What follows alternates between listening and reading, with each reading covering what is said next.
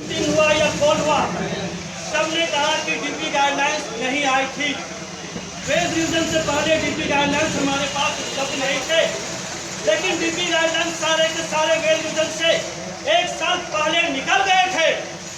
पहला DP guidelines 26/11/2008 को आया था, दूसरा फरवरी 2009 को आया, तीसरा अप्रैल 2009 को आया, चौथा भी अप्रैल 2009 को ही आया, और हमारा जो टाइम हुआ है वो 2010 को हुई है। जब एक साल पहले डीपी गाइडलाइंस आई थी तो यही दुनिया मीडिया की जो नहीं उसको अच्छा से रीड किया और फॉलो किया उस चीज को। जो चीज हमें मिल सकता था उन्होंने उस चीज का ध्यान नहीं दिया, चाहे जो भी वजह रही हो, उन्होंने ध्यान दिया या नहीं दिया, लेकिन बाद में उन्होंने उतनी ज्यादा क्षमता नहीं दिखाई कि वो चीज हमें मिल सके। CWC ने भी लेटर अपने लिखा था उनका मिनिस्टर को। CWC का लेटर में साफ साफ यही 3 गाइडलाइंस दिखाए गए हैं डीपी के गाइडलाइंस। जिस डीपी गाइडलाइंस पूरे PSU पे लागू होता है, अगर इसी डीपी गाइडलाइंस पे हमें फ्रिंज बेनिफिट मिलना चाहिए तो क्यों नहीं मिला? यही डीपी गाइडलाइंस सभी PSU में लागू हो रही है, और जिस डीपी गाइडलाइंस पे सभी PSU ले भी रही है फ्रिंज बेनिफिट, तो FCI को क्यों नहीं मिल सकता? कुछ लोग कहते हैं कि सब्सिडाइज है FCI। हम पूछते हैं कि जब कैटेगरी 1 और 2 को फ्रिंज बेनिफिट मिलता है तो क्या वो सब्सिडी से बाहर जाती है? वो भी सब्सिडी मैनेजमेंट और FCI को कहीं न कहीं से मिल रहा है। जब कैटेगरी 2 और 1 को सब्सिडी मिल सकती है तो कैटेगरी 3 और 4 को क्यों नहीं मिल सकता? इसलिए ये आधार सही नहीं माना जाएगा कि ये सब्सिडाइज होने की वजह से नहीं मिल रहा है। दूसरी चीजें हैं, लगभग सभी PSU में मिलता है। CWC जो हमारे सिस्टम में आती है, जो वर्क हम करते हैं वही वर्क वो करती है, हमसे छोटा काम करती है, हमारे खर्चे में अनाज को वो रखती है। फर्क इतना है कि वो सेल कर सकते, वो दाम को सिर्फ मेजर करती है, हम अपने आप को सेल नहीं कर सकते, हम प्रॉफिट ऑर्गेनाइजेशन बना नहीं सकते, और वो प्रॉफिट ऑर्गेनाइजेशन है। फर्क इतना हिस्सा है। CWC को 40% मिलता है, लेकिन हमें क्या मिलता है? कुछ भी नहीं। 1/1/2012 से CWC को मिल रहा है, और आज हम 15 में आ गए लेकिन हमें नहीं मिला। नेशनल सीड कॉर्पोरेशन को भी मिल रहा है 42%। नेशनल फर्टिलाइजर लिमिटेड को बेसिक पे के अनुसार मिलती है, जिसकी बेसिक पे 10,000 होता है उसे 50% मिलता है फ्रिंज बेनिफिट।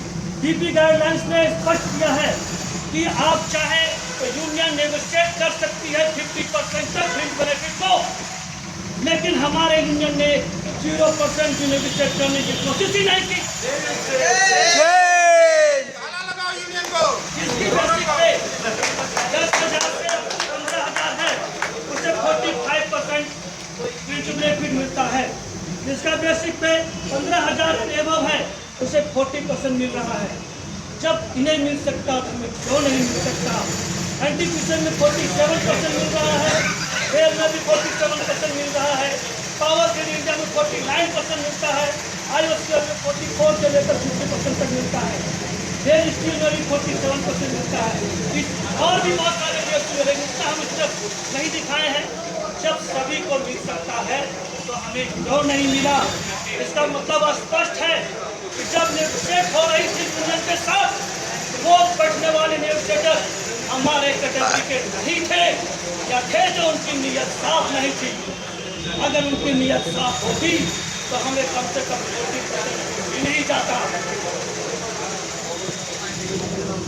दूसरा है हमारा सेक्शन स्ट्रेंथ पे। सेक्शन स्ट्रेंथ अगर हम देखते हैं तो कैटेगरी 3 का सेक्शन स्ट्रेंथ 30/6/2015 के अनुसार 27,116 है, लेकिन इन पोजीशन हम मात्र 13,543 है। इसका मतलब हम कैटेगरी 3 50% है। हर व्यक्ति दुगुना इसके अनुसार काम कर रहा है। अगर 27,116 होना चाहिए, हम 13,043 ही है, तो इसका मतलब है कि हमारे साथ अन्याय हो रहा है। अगर इस आधे कर्मचारी का सैलरी आप पूरा जोड़िएगा तो हमारे 40% से ज़्यादा होता है। हम क्या मांग रहे हैं? 40% ही मांग रहे हैं।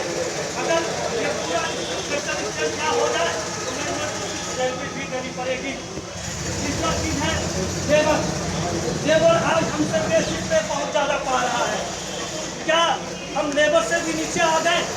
क्या हमारे यूनियन ने यह भी चीज़ नहीं सोचा कि हम कैटेगरी थर्ड हो जो आते हैं कैटेगरी थर्ड वो सभी ग्रेजुएट होते हैं, उससे कम तो यहाँ वैकेंसी ही नहीं है, क्वालिफाइड ही नहीं कर सकते लोग, फॉर्म में नहीं बच सकते ग्रेजुएट से नीचे।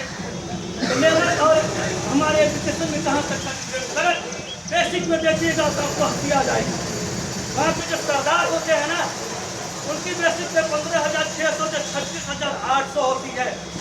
कैटेगरी थर्ड फॉर्म में 81 की बेसिक पे 11,100 से लेकर 29,950 ही है।